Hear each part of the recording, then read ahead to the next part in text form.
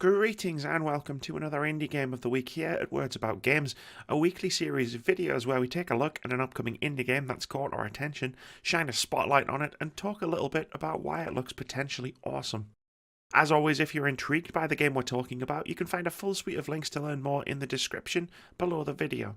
Today, we're taking a look at Atomic Heart. I actually first heard of Atomic Heart at some point last year, at the same time a bunch of us did, after the release of the incredibly impressive looking announcement trailer. That trailer, which is included at the end of this video, was many things. Impressive, crazy, bewildering, and so much more.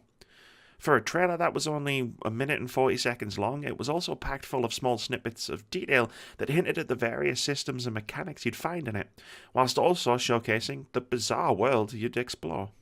Mostly though, it left everyone who saw it asking the same question. What the heck is this and where did it come from?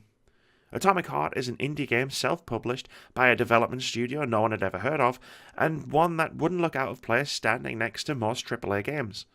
It's been on my mind a lot as I waited to see more of the game.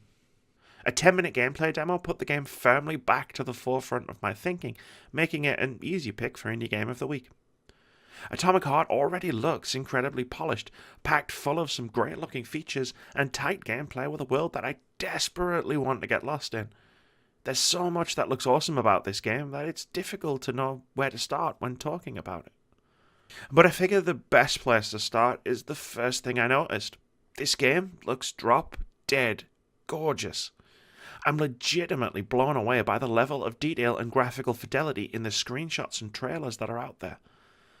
The game seems to take place in a wooded overworld with buildings and a large facility also open for exploration, and no matter where the action is taking place, this game looks absolutely breathtaking.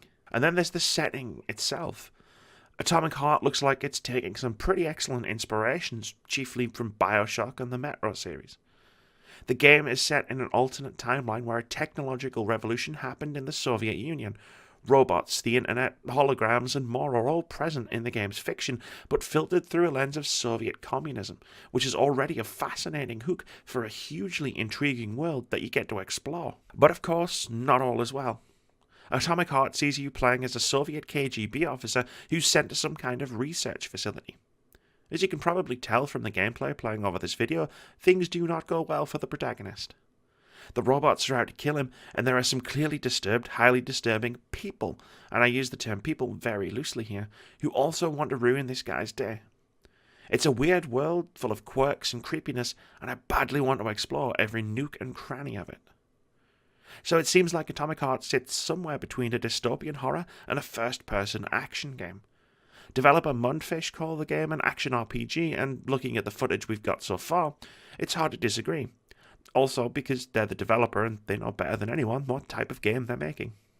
There are firearms in the game, along with a robust-looking upgrade system for them, but Atomic Heart seems like it puts a primary focus on first-person melee combat. This weapon-based close combat system is somewhat reminiscent of Condemned. There's a real heft to weapons you're using, and a lot of weight and impact behind their use, along with a system of blocking and countering that seems to be present in the gameplay demo and trailers, which all looks incredibly satisfying in motion. Plus, there seems to be a pretty huge variety of enemies being shown. All manner of different robotic and non-robotic enemies with their own attack patterns and weaknesses, and some of them look incredibly creepy to behold.